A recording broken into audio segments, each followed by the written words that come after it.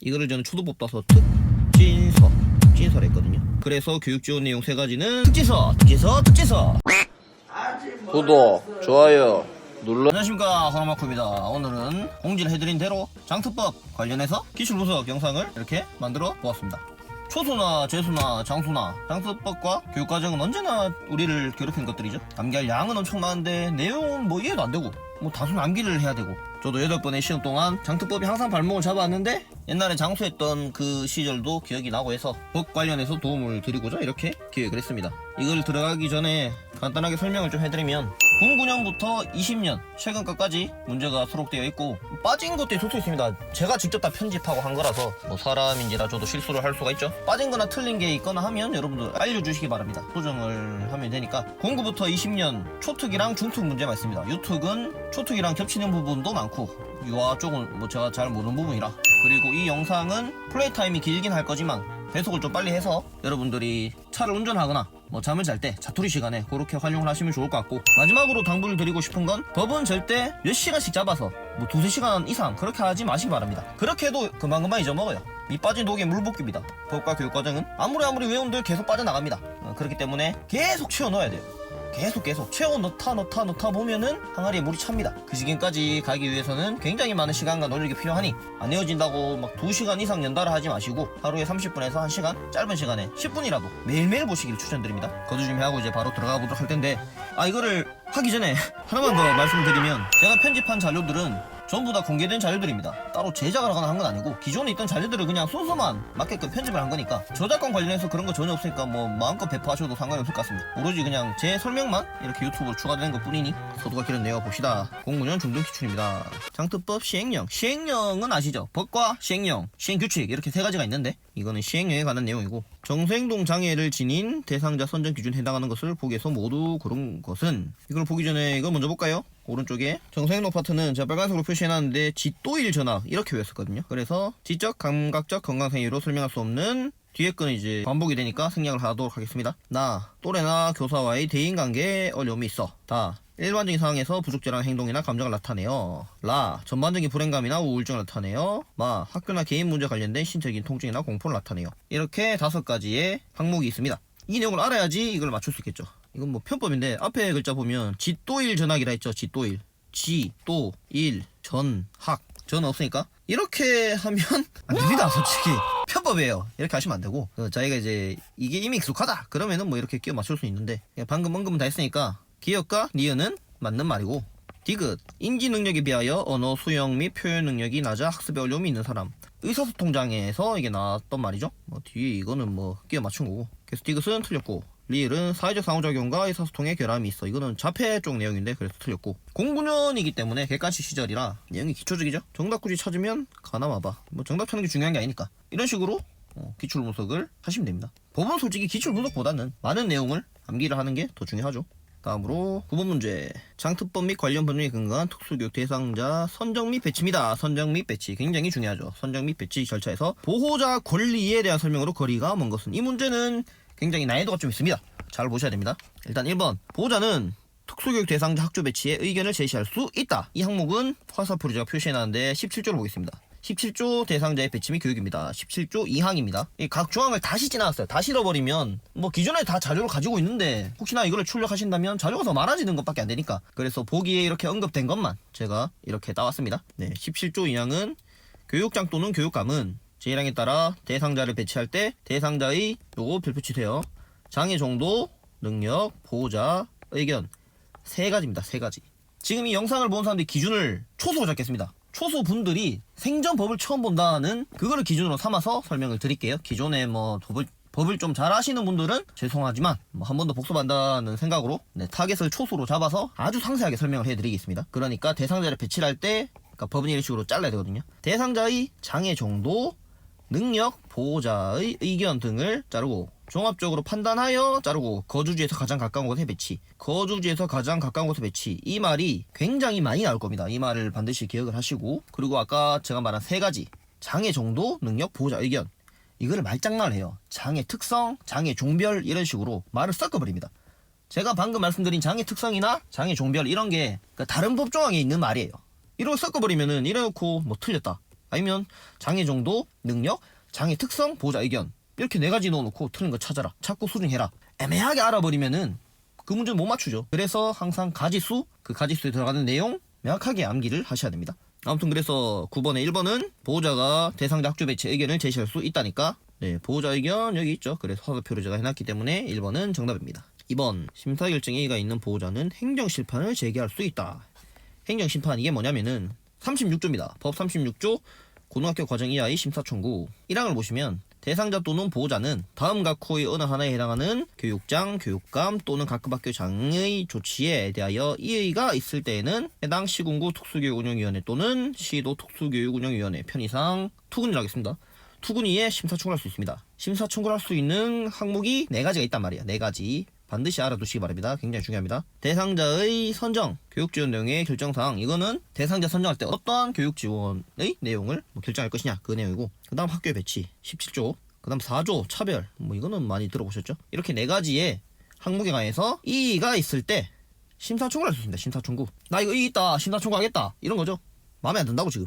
그래서 이 3항을 보시면 시군구, 시도, 투군위는 1항과 2항의 심사청구를 받은 때에는 1회 심사하여서 30일 이내에 결정을 청구인에게 통보하여야 한다. 30일 이내에 잘 기억하시기 바랍니다. 이따가 시험에 나옵니다. 그 다음 3항의 심사에서 청구인에게 의견 진술의 기회를 주어야 된다. 청구인이 대상자 또는 보호자죠. 심사를 할 때 의견을 진술하라고 그 기회를 주는 거죠. 뭐 때문에 이렇게 심사 청구를 하냐, 그거죠. 그 다음 5항은 교육장, 교육감, 각급 학교장, 그 밖의 관계자는 제3항에 따른 결정에 따라야 한다. 6항을 보시면 6항이 중요합니다. 제3항에서 전하는 심사 결정에 이의가 있는 대상자 또는 보호자는 자르고 그 통보를 받은 날부터 90일 이내에 행정심판을 제기할 수 있다. 여기 30일과 90일 요 2가지 내용을 잘 기억하시기 바랍니다. 아무튼 이렇게 우리가 36조에 관한 내용을 찾아봤는데, 다시 문제로 와서 2번 심사결정에 이의가 있는 보호자는 자르고 행정심판을 제기할 수 있다. 요 항목이 36조 6항에 그대로 있죠. 그래서 2번은 정답. 다음은 3번입니다. 3번도 내용을 잘 알아야 됩니다. 특수교육지원센터는 자르고 진단평가 계획을 자르고 2주 이내에 보호자에게 통보한다.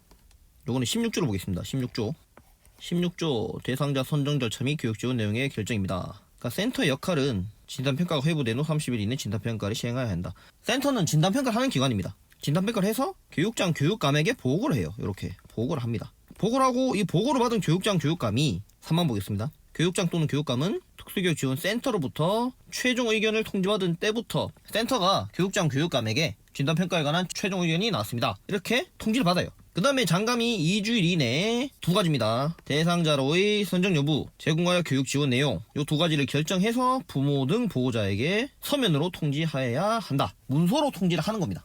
아무튼 이걸 봤을 때 다시 문제로 오시면 센터는 진단평가 계획을 2주 이내에 보호자에게 통보한다. 말 자체가 좀 틀렸죠. 진단평가 계획을 통보한다는 것 자체도 이상하고, 서면 통보는 장감이 하죠. 센터가 아니고. 2주 이내, 이 말은 어떻게 끼워 맞췄긴 한데, 아무튼 이 문장 자체가 지금 다 틀려먹은 겁니다. 그래서 3번은 아니고, 다음 4번. 각급 학교장이 진단평가를 의뢰하는 경우 자르고 보호자에게 사전 동의를 받아야 한다. 요 문항은 14조 장애의 조기 발견입니다. 보시면 맨 마지막에 빨간색만 보실게요. 각급 학교장이 진단평가를 의뢰하는 경우에는 보호자의 사전 동의를 받아야 한다. 같은 말이죠. 요 위의 내용을 보겠습니다.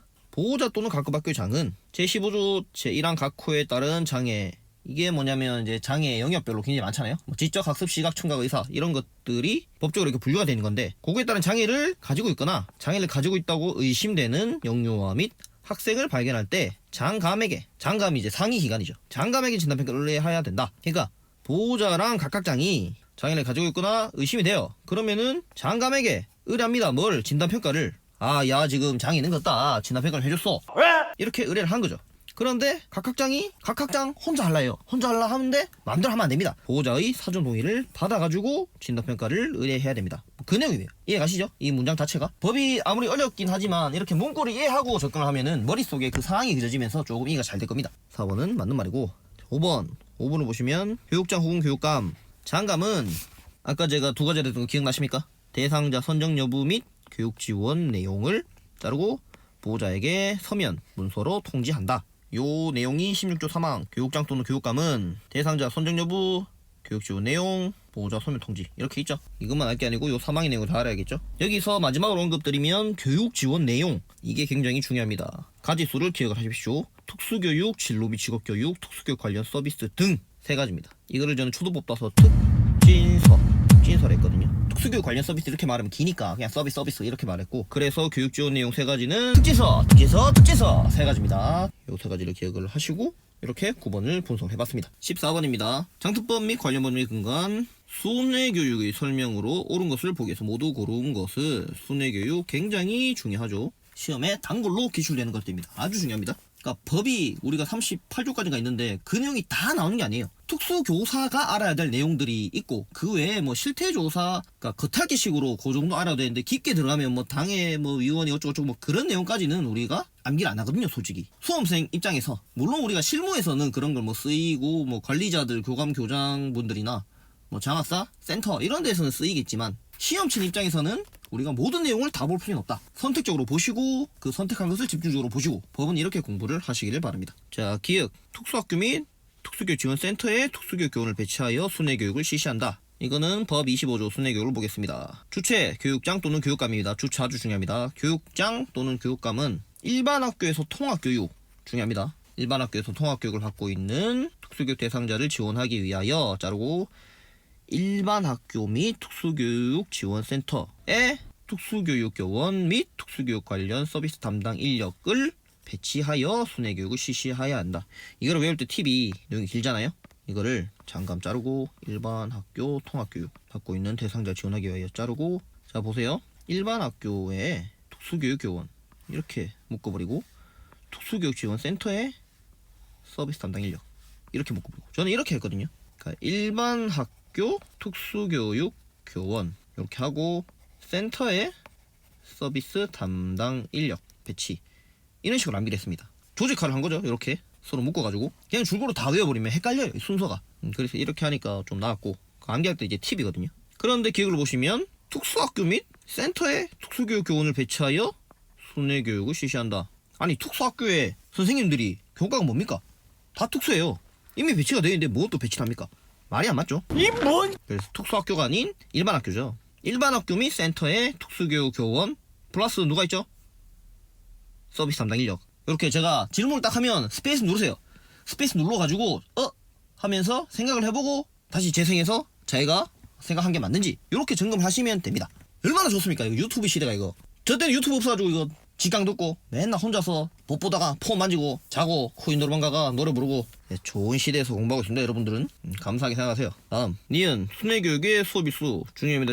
아주 중요합니다. 시험에 몇 번에 나옵니다. 이거 단골로 매 학년도 74일 기준으로 하되 15일의 범위에서 줄일 수 있다. 뭐 제가 이미 다 표시해놨는데, 제가 이것도 표시한 것만 보지 마세요. 영상 보시는 분들 공부는 그렇게 표시하면 안 됩니다. 다 보셔야죠. 이거는 제가 설명하기 위해서, 제가 설명을 헷갈리니까 그렇게 임의로 표시한 거고, 여러분들은 이 내용을 다 봐야 됩니다. 제가 설명하는 거 따라가지고 이렇게 필기하시면서 하시기 바랍니다. 편하게 공부해서 합격하는 방법은 없습니다. 그냥 엉덩이 가지고 오래 앉아있고 이런 사람이 합격한 거예요. 포기 안 하고. 잔소리는 잊지 마고.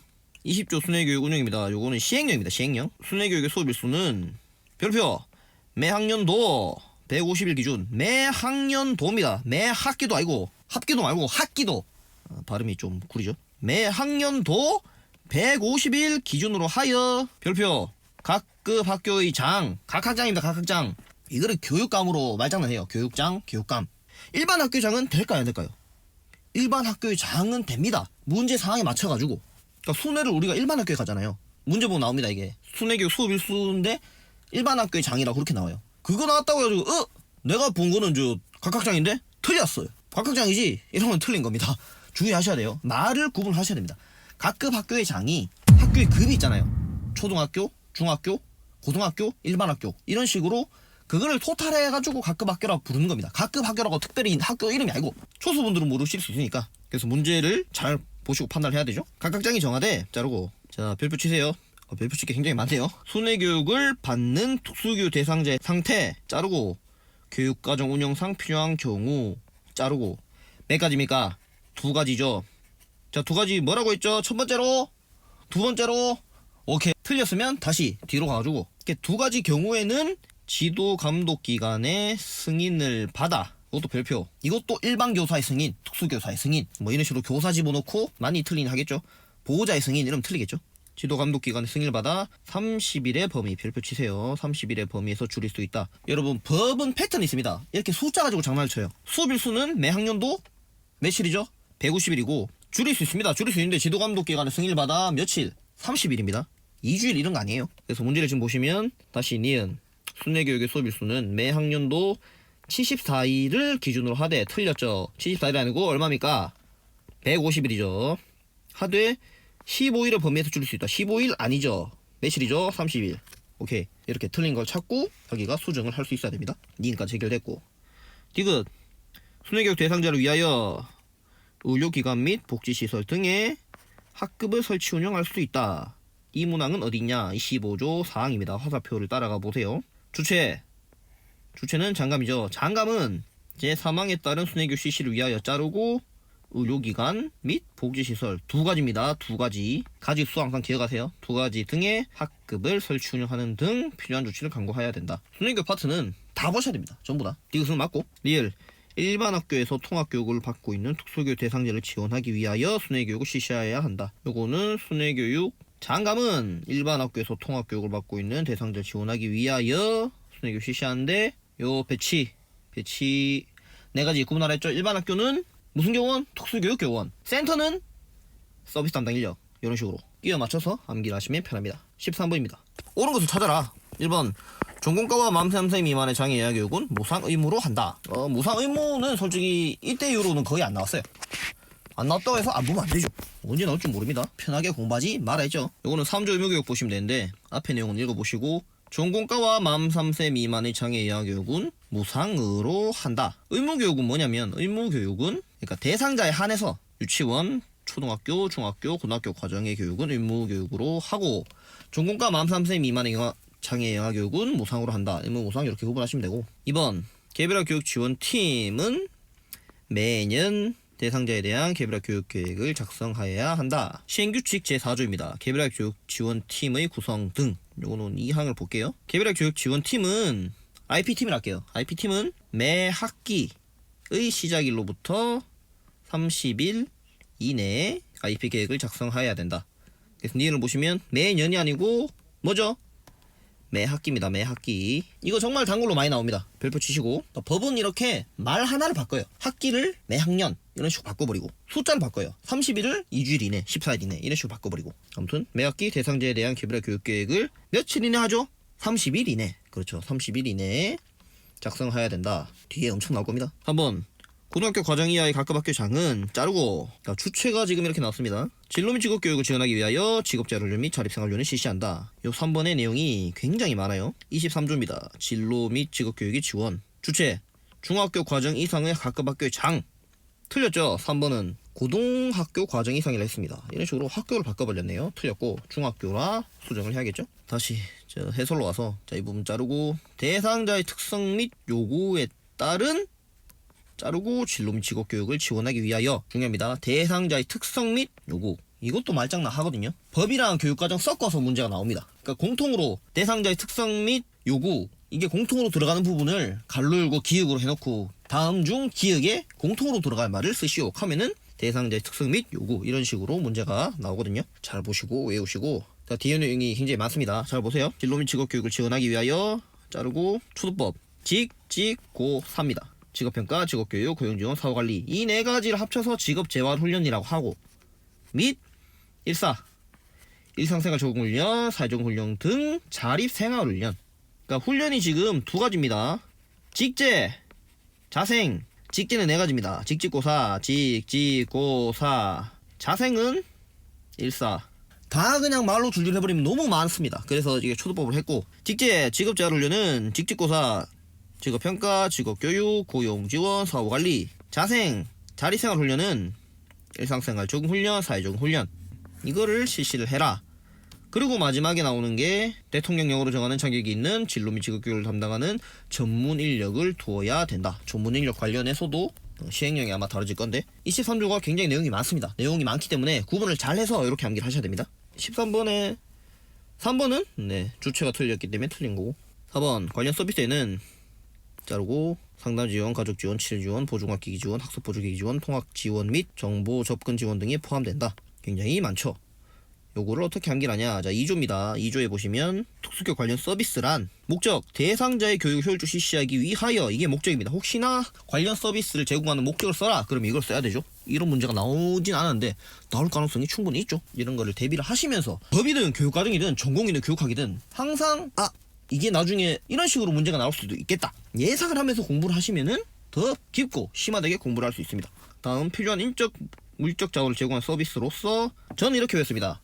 부끄러운데 상가, 치보, 보학, 통정 몇 개죠? 1개, 2개, 3개, 4개, 5, 6, 7, 8가지 이렇게 외웠고, 뭐 저도 뭐 어떻게 만든 거야. 이거 만들 수 없어요. 그냥 앞글자 따서 상가, 치보, 보학, 통정 계속 되뇌이면 암기됩니다. 자동화돼요. 다음 5번, 고등학교 과정에서는 특수교육 대상자가 1인 이상 6인 이하인 경우 하나급 설치하고 6인 초과한 경우 2개 이상 학급을 설치한다. 자, 이거는 27조로 하고 있습니다. 27조 특수학교 학급 및 각급 학교의 특수학급 설치 기준입니다. 특수학교와 각급 학교의 장은 주체가 다음 각급 기준에 따라 학급 및 특수학급을 설치해야 된다. 4667 만들어봤죠? 4667. 자, 처음 들어보신 분들 알려드릴게요. 유치원 우리 유딩들은 1인 이상 4인 이하인 경우 하나급 설치. 이게 뭔 말이냐? 유치원 대상자가 배치받았는데 한 명이다. 한 명이면 학급 하나 만들고 4인을 초과하는 경우, 초과하니까 그러니까 4명이 넘어야죠. 5명이 돼야죠. 5명이 되면은 학급을 2개를 만들 수 있는 명분이 이렇게 법에 있습니다. 그런데 이렇게 법대로 되지 않아요. 실제로는 과밀학급 들어보셨나요? 어떤 A라는 초등학교에 보시면은 초등학교가 기준이 6인에 6인, 6인 이하 6인 초과, 6인 6명 넘으면은 7명 이상부터는 2개 이상 만들어야 됩니다. 만들어야 되는데 반에 8명 9명 있어요. 근데 뭐 예산이 없어. 기간제 자리가 배정이 안 됐어요. 어떡합니까? 그대로 수업한 거예요. 1년 동안. 이런 사례도 있습니다. 일단 법에는 이렇게 돼 있다. 그것만 아시면 되고, 여러분들 그래서 학교 가셔서 학교 가는데 초특인데 우리 반 애가 10명이다. 놀라지 마십시오. 그런 경우 있습니다. 우리가 항상 법대로는 안 된다는 거. 그래서 5번은 6인이 아니고 요거를 전부 7인으로 바꿔야겠죠. 7인. 학급 설치 기준은 4667 요거만 하시면 됩니다. 다음으로 09년 초등기출입니다. 초등 특수기출이죠. 3. 장특법에 따라 각급 학교의 장이 장학생에게 반드시 제공해야 될 서비스를 고른 것은, 반드시는 의무입니다. 의무. 무조건 해야 되는 거. 이거랑 반대되는 게 이제 권장사항. 그러면 해라. 안 해도 무방합니다. 그래서 의무랑 권장을 구분하는 문제인데 이때 이후로는 나온 적은 없어요. 그래도 모르죠. 2021년 12년 만에 부활할 수도 있고 항상 대비하죠. 기획 대상자를 위하여 보조인력을 제공해야 된다. 일단 이거 지금 서비스는 서비스이기 때문에 서비스 내용을 다 알아야겠죠. 서비스와 더불어서 각급 학교의 장이 반드시 제공해야 될 겁니다. 문제를 이해를 잘 하셔야 돼요.